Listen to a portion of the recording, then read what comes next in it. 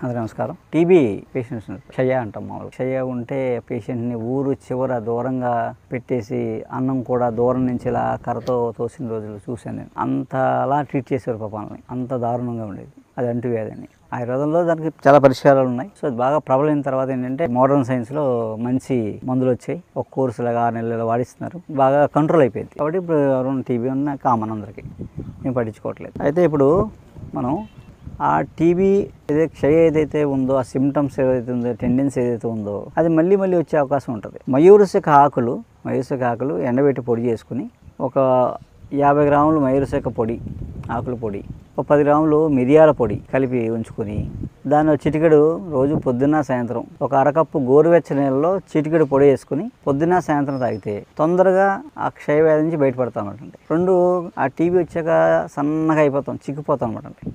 ఇది వేయడం వల్ల క్షయ పోతుంది.